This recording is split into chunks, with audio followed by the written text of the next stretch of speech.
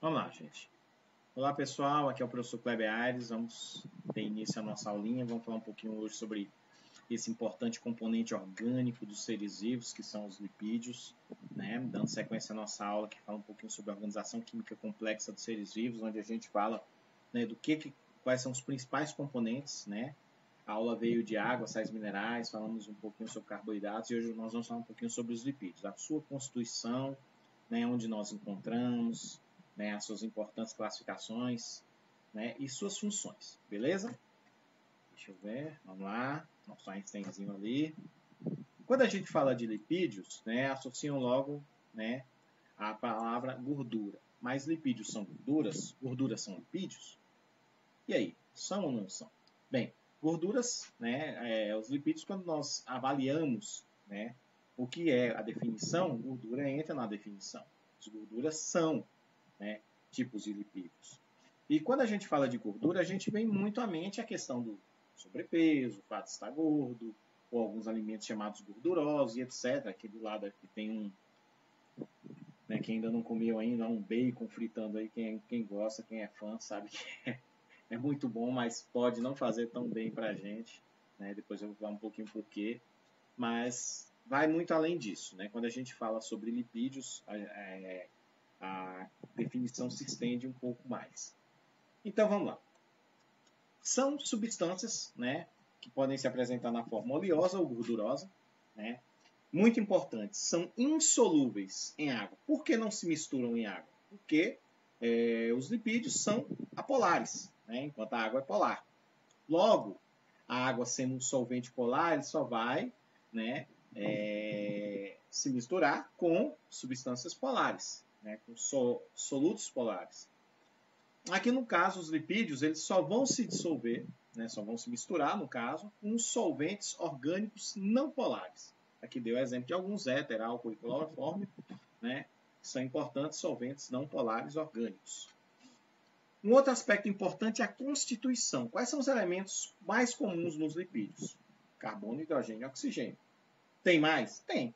No caso, os fosfolipídios têm associação ali de fósforo, né? Então, o mais comum são esses três, mas podem ocorrer em outros. A gente classifica de uma forma muito simples os lipídios na forma de gorduras ou óleos. Por exemplo, gorduras é aquilo que, na temperatura ambiente, tem aspecto sólido, né? E os óleos são aqueles que, na temperatura ambiente, têm aspecto líquido, né? Um normalmente tem origem mais em fontes animais e outros nós encontramos mais em fontes vegetais, ok? Tanto gordura quanto os óleos são chamados recebem a classificação dos glicerídeos mais comuns, mais abundantes, mas temos outros. Em questão de energia, já que os lipídios têm como uma das funções ser uma reserva energética, ela inclusive como fonte de energia ela fornece mais energia do que os carboidratos, ela oferece mais do que duas vezes, cerca de 2,25 vezes mais, quer dizer, um pouco mais do que o dobro de energia que o carboidrato fornece durante a sua quebra. Porém, o metabolismo do carboidrato é mais comum, é mais rápido, por isso ele é mais utilizado. Então, os lipídios acabam permanecem apenas como reserva de energia, que será utilizado quando a nossa fonte interna de carboidrato cessar. Aí a gente começa a queimar gordura, né? Por isso que muita gente fala assim, o exercício tem que ser bem pesado, né? Para você ter uma perda de muitas calorias na forma de gordura e etc. É mais ou menos assim. Não está muito fora do que seria a realidade. Bem, vamos aqui mais algumas definições, né? O conceito. São substâncias que, por hidrólise, fornecem ácidos graxos e outros compostos. O principal componente dos lipídios são os ácidos graxos. Depois a gente vai ver o que é.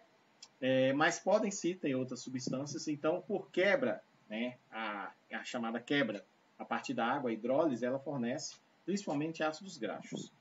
Bem, uma outra forma de classificar, além, né, de falar que as gorduras no estado, na temperatura ambiente, são, como é que eu posso colocar? Só repetindo, estão normalmente no aspecto sólido, né, no estado físico sólido, e os óleos no estado físico líquido. Isso é muito relativo, a gente vai ver que pode ter exceções, né? É importante dizer que as gorduras são principalmente encontradas em fontes animais e óleos em fontes vegetais. Aqui eu já tinha comentado.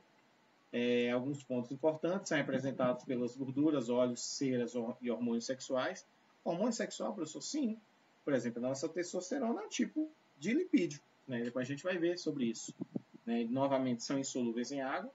Né? Então, repetindo aqui para fixar, são solúveis em solventes orgânicos não polares, como éter, cloroformo, benzina, álcool e etc. Né? Uma outra forma da gente classificar é que eles são ésteres formados a partir da reação entre um ácido graxo e uma molécula de álcool. Essa é uma outra forma da gente classificar e definir. Bem, quanto às funções, os lipídios têm diversas funções. Nutricionais, né? Dentro da nossa nutrição, ele é uma importante reserva de energia, né? Olha só a quantidade de energia, 9 quilocalorias por grama. Uma quantidade bem maior, né? Como já foi dito, 2,25 vezes mais fornecedor de energia do que os carboidratos. Além disso, fornecem ácidos graxos essenciais. O que são isso? São ácidos graxos que o nosso corpo não conseguiria produzir. Então é importante vir como fonte de alimentação. Além disso, né, os lipídios do nosso organismo vão transportar as vitaminas que não são solúveis em água, são lipossolúveis.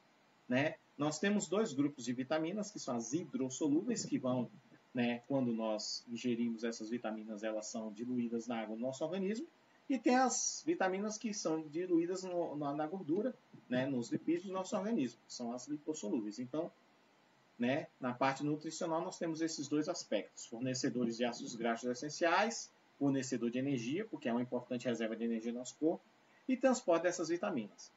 Ela permite também isolamento térmico. Né? Nosso corpo, da nossa camada mais superficial, nós temos, né, ali próximo às camadas mais externas da nossa derme, né, uma camada que é chamada de tecido adiposo.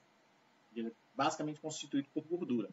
E aí ele, de certa forma, ele permite, né, que o calor não escape. Então, ele serve como isolamento térmico do nosso organismo. Por exemplo, alguns animais, nas estações mais frias, eles se alimentam, acumulam gordura para ter um isolamento térmico, para não perder muito calor. Então, assim, eles conseguem sobreviver melhor ao frio. A permeabilidade das paredes celulares. Diversas membranas dos seres vivos, principalmente a nossa membrana plasmática, ela possui uma característica muito importante, né, que é essa permeabilidade seletiva, né, e ela ocorre porque ela é basicamente constituída por lipídios. Né, sabor e palatabilidade dos alimentos, claro, as gorduras, os lipídios, os óleos são fundamentais para dar um sabor diferente, né? Inclusive, tem um papel importantíssimo no processo evolutivo, porque fez com que os animais buscassem alimentos mais gordurosos para ter uma reserva de energia. Maciez em produtos de panificação, os lipídios têm essa função, né, devido à questão da emulsificação, né, aqui embaixo fala um pouquinho disso, né, a questão de modificar a estrutura. Sensação de saciedade após a alimentação. Se ingerirmos uma quantidade grande, ela pode ajudar, né, a saciar a nossa fome. Isso aqui são algumas funções, tem muito mais, viu, gente? Quando a gente fala a respeito de funções de lipídios, a gente tem desde funções relacionadas à produção dos hormônios, né, como é o caso da testosterona, que é um hormônio sexual, entre outros. A gente vai falar mais, viu? Bem, quando a gente quebra um lipídio, basicamente, um dos principais componentes está aqui, um ácido graxo. A gente está aqui. E os ácidos graxos têm diversos tipos. A gente pode observar que os ácidos graxos podem ser saturados ou insaturados. Vocês já devem ter escutado falar, gordura saturada, gordura insaturada. Mas o que é saturação e insaturação? Saturação tem a ver com ligações duplas ou triplas entre os carbonos que compõem essa parte aqui gigante, que vai de CH2, CH2, CH2 até o CH3. Então, essa parte aqui, se ele não tiver ligação dupla, que seria um traço duplo aqui, esse ácido graxo ele é saturado. Se tiver uma ligação dupla ou mais, ou tripla, por exemplo, seria insaturado. Essa dupla aqui com oxigênio não conta. Então, esses três exemplos aqui correspondem ao mesmo ácido graxo, né? Eles são, né, no caso aqui seria saturado, né? Aí fala monoinsaturado. Mono se tivesse só uma ligação dupla, poliinsaturado se tiver mais de uma. A ligação dupla é o ponto de insaturação, quer dizer, se fala insaturado é porque tem ligação dupla entre os átomos de carbono ali. Quanto maior o número de ligações duplas, menor é o ponto de fusão. Isso é uma característica que os ácidos graxos insaturados possuem, beleza? Vocês já devem ter ouvido falar de triglicerídeos, né? Porque dentro da classificação a gente tem os glicerídeos.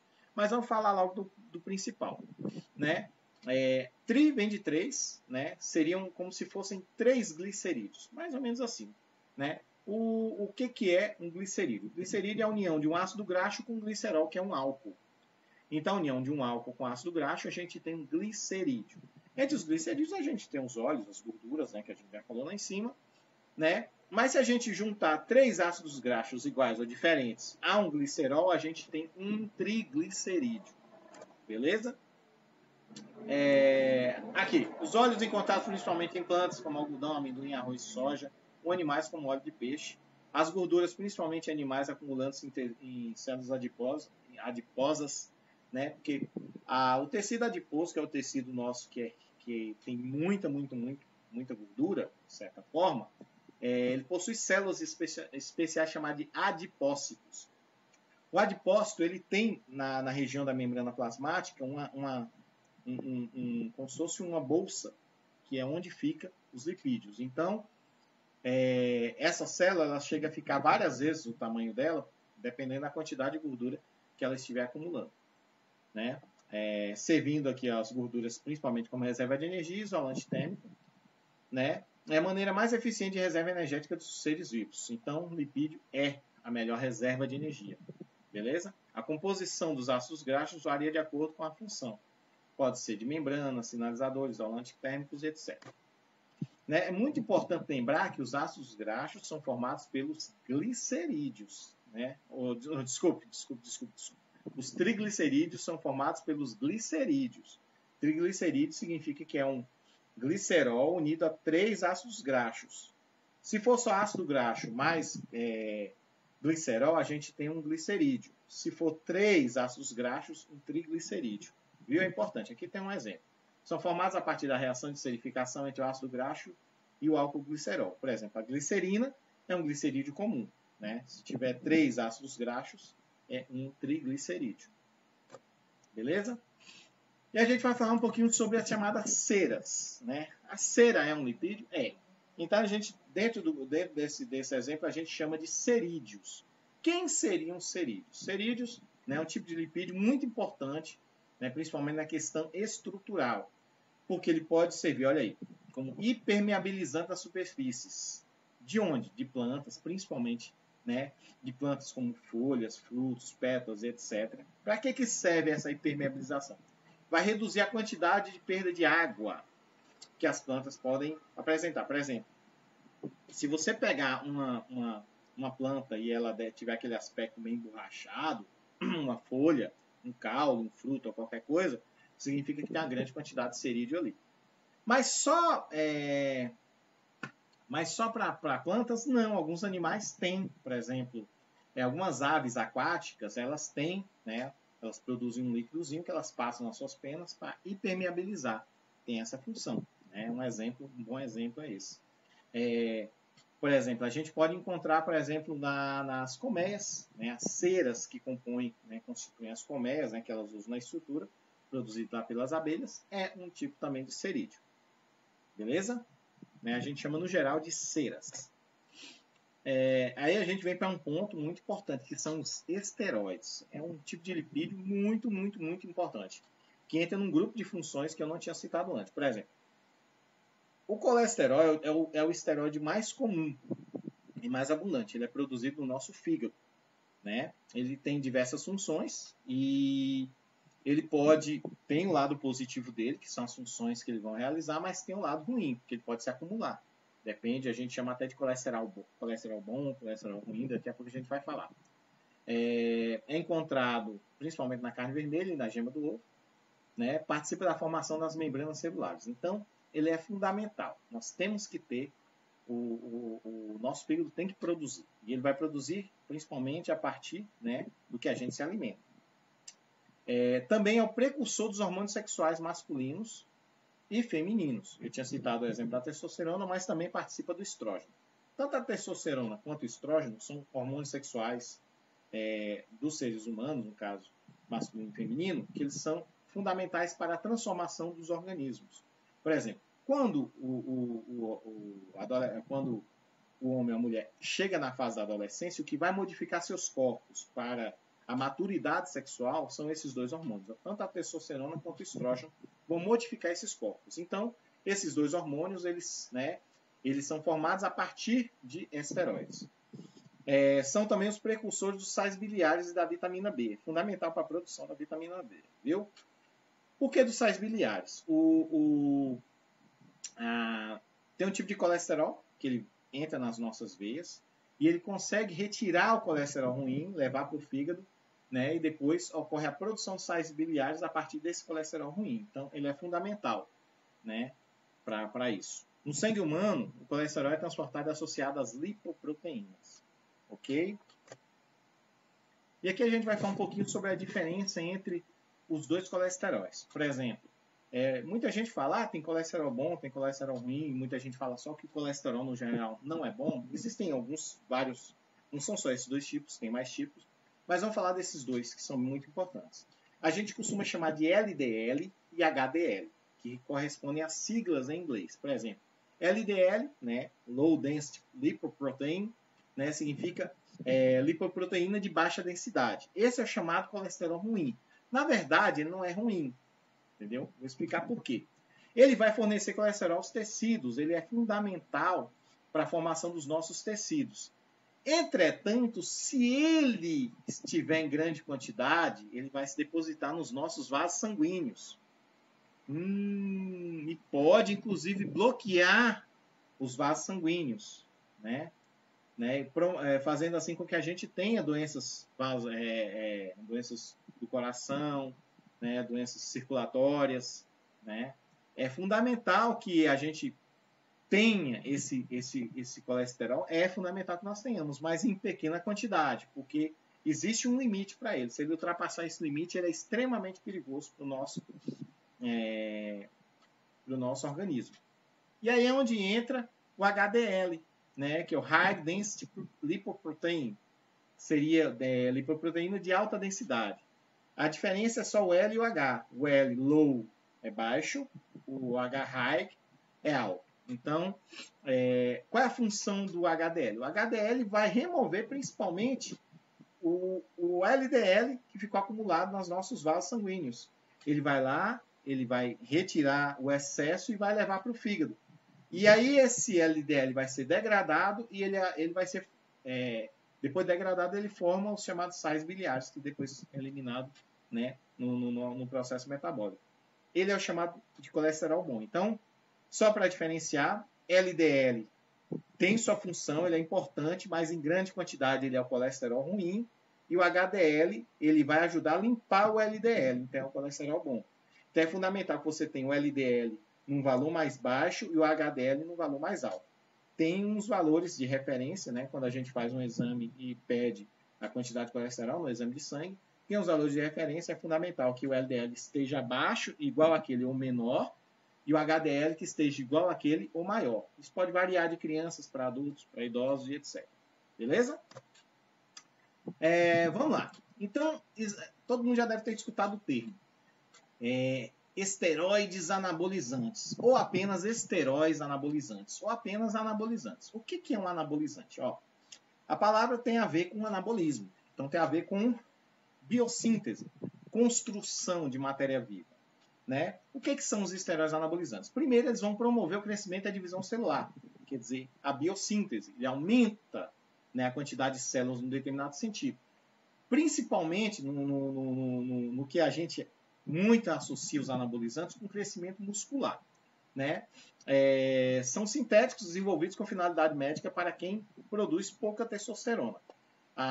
Uma das funções da testosterona, além de modificar o nosso corpo, é a questão do desenvolvimento físico e a questão também relacionada à questão da força. Então é comum alguns atletas fazerem uso disso, mas não é saudável. O ideal é que o médico possa receitar alguém que tem baixa produção desse hormônio, né, para que o corpo dele se desenvolva. Mas é muito comum que as pessoas utilizem isso, né? Por quê?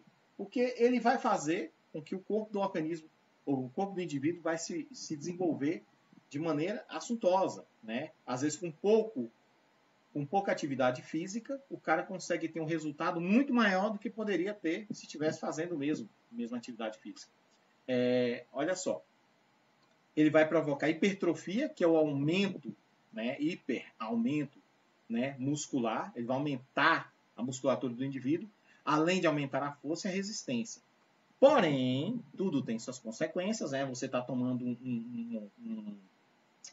uma substância sintética, que deveria ser utilizada apenas para quem realmente precisa, tem as consequências. Qual? Acne, espinha, problemas no fígado.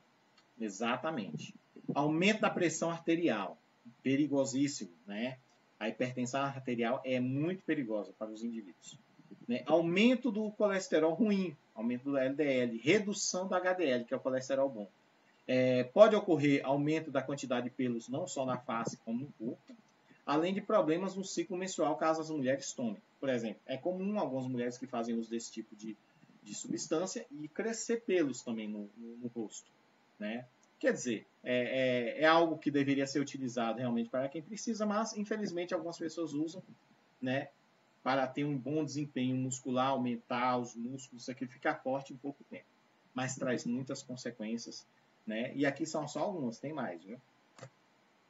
E agora nós vamos falar sobre o último grupo, que são o grupo dos fosfolipídios. Tem mais, gente, tem muito mais, né?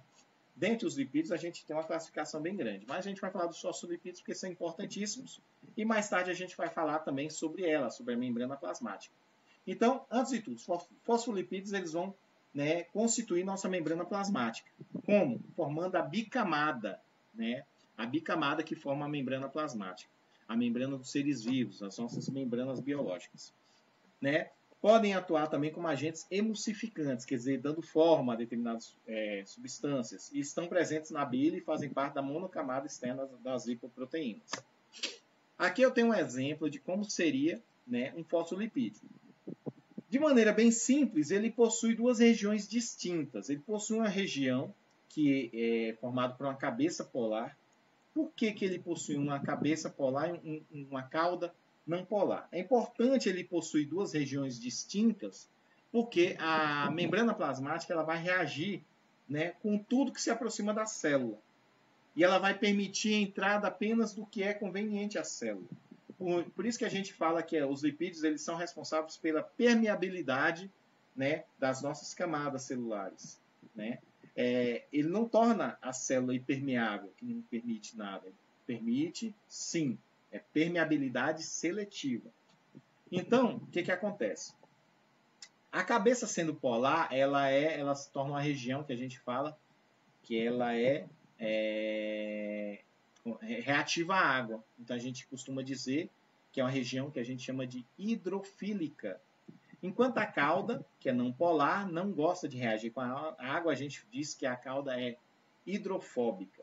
Então, os fosfolipídios, quando eles formam a membrana plasmática, eles formam uma bicamada. Quer dizer, são grupos, dois grupos aqui. Aqui tem um grupo de fosfolipídios, aqui também. E eles se juntam. Mas eles se juntam como? Cauda com cauda. Entendeu? Fazendo com que as cabeças fiquem para o lado de fora da célula e para o lado de dentro, que é onde nós encontramos água, no meio extracelular e no meio intracelular. Entendeu? Assim, a célula permite que a membrana tenha contato com a água externamente, com as cabeças que estão aqui. A gente pode ver aqui, ó, do lado aqui, né? Vamos supor que aqui seja o meio, aqui, ó, do lado direito, seja o meio extracelular, enquanto do lado de dentro é o meio intracelular. Depois a gente vai estudar direito, né, a questão da composição, mas é importante vocês entenderem que a nossa membrana plasmática ela é constituída por fosfolipídios, associação de lipídios com moléculas de fósforo, beleza? Que estão principalmente aqui na cabeça. Ok? Bem, aqui tem um exemplo de como fica a membrana, né, com outras estruturas que estão associadas, como glicoproteínas, glicolipídios, colesteróis, etc., mas podem ver todas essas bolinhas em cima e todas essas bolinhas embaixo, né, é a nossa bicamada. E aí forma uma estrutura que a gente chama de mosaico fluido, porque a nossa camada celular, ela não é rígida, ela é fluida, entendeu? Ela pode se deformar, ela pode se modificar. Então, faz com que a membrana seja uma estrutura dinâmica, que permite tanto a passagem de algumas substâncias, como alterações, inclusive, da sua forma, do seu formato. Beleza? Ah, acabou. Ô, gente. Tô botando o Donald ali para dormir, porque eu tô gravando de madrugada, viu, gente? Então, obrigado pela atenção de vocês e até a próxima.